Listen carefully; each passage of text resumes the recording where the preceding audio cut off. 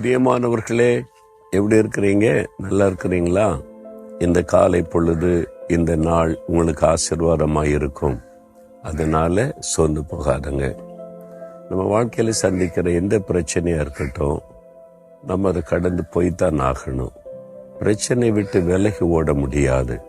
பிரச்சனை வழியாக நடந்து போகணும்.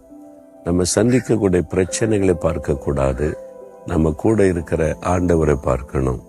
அவர் நம்முடைய பிரச்சனைகளை காட்டிலும் பெரியவர். இல்லை, எனக்கு வரக்கூடிய பிரச்சனை பயங்கரமா இல்லைக்கு, சுனாமி மாதிரிலாம் இருக்குது.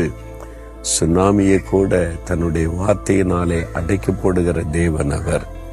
இயற்கையை தன்னுடைய கரத்திற்குள் அடக்கி வைத்திருக்கிறார்ல, பிறகு எதுக்கு பயப்படணும்? வேறு புஸ்தகத்துல சங்கீதம் 59:16 ஒரு பக்தன் தன்னுடைய அனுபவத்தை சொல்றார் பாருங்க. அவர் சொல்லுகிறார், எனக்கு நெருக்கம் உண்டான நாளிலே கர்த்தாவே நீர் எனக்கு தஞ்சமும் உயர்ந்த அடைக்கலமும் ஆனீர். எனக்கு நெருக்கம் உண்டான நாளிலே நீர் எனக்கு அடைக்கலமும் தஞ்சமும் ஆனீர் என்று சொல்லுகிறார்.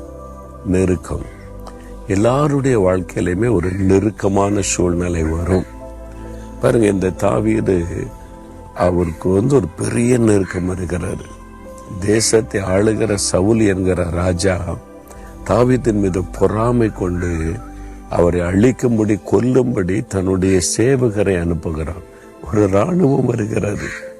ஒரு மனிதனை அழிப்பதற்கு ஒரு தேசத்தினுடைய இராணுவமே வருகிறது. ஆனா அந்த சமயத்துல தான் தாவீது இந்த பாடலை பாடுகிறார். எனக்கு நெருக்கம் உண்டான நாளிலே கர்த்தர் எனக்கு அடைக்கலம், அவர் என்னை பாதுகாத்துக் கொள்ளுகிறவர். அதே மாதிரி கர்த்தர் அவரை பாதுகாத்தார். ஒரு தேசத்தின் இராணுவமே அவரை தேடி கண்டுபிடிக்க முடியல, கை வைக்க முடியல. தேவனுடைய பாதுகாப்பு. அப்படிப்பட்ட ஒரு பெரிய தேவன் இருக்கும்போது இந்த பிரச்சனை குறித்து ஏன் பயப்படுறீங்க? வீட்டுக்குள்ள நெருக்கமா, குடும்பத்துக்குள்ளேயே நம்ம யாரை நேசிக்கிறோமோ அவங்க மூலமாவே நெருக்கம் வருதே, வேதனை வருதே, சோர்வை கொண்டு வர்ற மாதிரி செய்யறாங்களே. வீட்டுக்குள்ள நெருக்கம். வேலைக்கு போகணுன்னு நினைச்சாலே கஷ்டமா இருக்குது. அங்க நெருக்குகிற மனிதர்கள் இருக்கிறாங்க.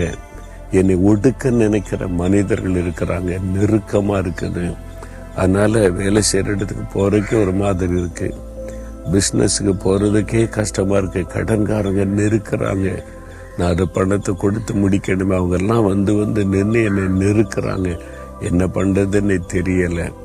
வசிக்கிற இடத்துல, ஊழியம் செய்யற இடத்துல நெருக்கம், பொல்லாத மனிதர்களால் வரக்கூடிய நெருக்கம், பயமுறுத்தல்கள், ஒரு நெருக்கமான சூழ்நிலை. உங்களை அழிச்சிடணும், முடைக்கிறணும், இல்லாமல் பண்ணிடணும், வேலை விட்டு விரட்டிடணும், உங்க பிசினஸை முடைக்கணும், ஊழியத்தை அழிச்சிடணும். அந்த மாதிரி ஒரு நெருக்கத்தை கொடுக்கிற மக்கள் எழும்பி இருக்கிறாங்களா? கர்த்தர் உங்களுக்கு அடைக்கலாம். பயப்படாதங்க. நெருக்கமான சூழ்நிலை வரும், அது கடந்து போய்விடும். நீங்க அதை தாண்டி போவீங்க. தாவீது நெருக்கமான சூழ்நிலையில் இருந்தார். ஒரு இராணுவமே தேடினா, ஒரு ராஜாவே கொல்ல தேடினா எப்படி இருக்கும் இல்ல? அந்த நெருக்கத்திலையும் தாவீதை கர்த்தர் பாதுகாத்தார். உங்களை காத்துக்கொள்ள மாட்டாரா? இந்த சூழ்நிலை எப்படி மாறிச்சு? எந்த அதிகாரத்தில் இருந்த சவுல் ராஜாவை கொல்ல தேடினாரோ, அவரை தேவன் அப்புறப்படுத்திட்டு அந்த இடத்துல கொண்டு போய் தாவீதை உட்கார வச்சுட்டார். இப்ப அவர் ராஜாவா இருக்கக்கூடிய அளவிற்கு. அதுதான் கர்த்தர். எந்த இடத்துல நீங்க நெருக்கப்படுறீங்களோ அதே இடத்துல நீங்க மேன்மைப்படுத்தப்படுவீங்க. அதே இடத்துல கர்த்தர் உங்களை உயர்த்துவார். அவங்க கண்களுக்கு முன்பாக தங்களை மேன்மைப்படுத்துவார். கர்த்தர் உங்களை மேன்மைப்படுத்துவார். பயப்படாதங்க. எவ்வளவு பாதையில கூட எத்தனையோ நெருக்கம் வந்தது. நெருக்கினாங்க, அழிச்சர்ன்னு நினைச்சாங்க, முடைக்கிறோன்னு நினைச்சாங்க. அவங்க கண்களுக்கு முன்பாக கர்த்தர் மேன்மைப்படுத்தி கொண்டே இருக்கிறார். அவர் தஞ்சம், அவர் அடைக்கலம். ஆண்டவரே, நீரே என் அடைக்கலம், நீர்தான் என் தஞ்சம் அப்படின்னு சொல்லுங்க. எல்லா காரியமும், சூழ்நிலைகள் மாறிடும். சொல்றீங்களா? இருதயத்துல கை வைங்க. மகனை உன்னைத்தான் சொல்ல இருதயத்துல கை வச்ச, ஆண்டவரே, இந்த நெருக்கமான சூழ்நிலையில நீங்க தான் எனக்கு அடைக்கணும், நீங்க தான் எனக்கு தஞ்சம். தாவீதை காத்துக்கொண்ட ஆண்டவர் என்னையும் காத்துக்கொள்ளுவீங்க. நான் விசுவாசிக்கிறேன்.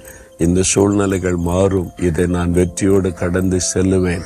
இயேசு கிறிஸ்துவின் நாமத்தில் ஜெபிக்கிறேன். ஆமேன், ஆமேன்.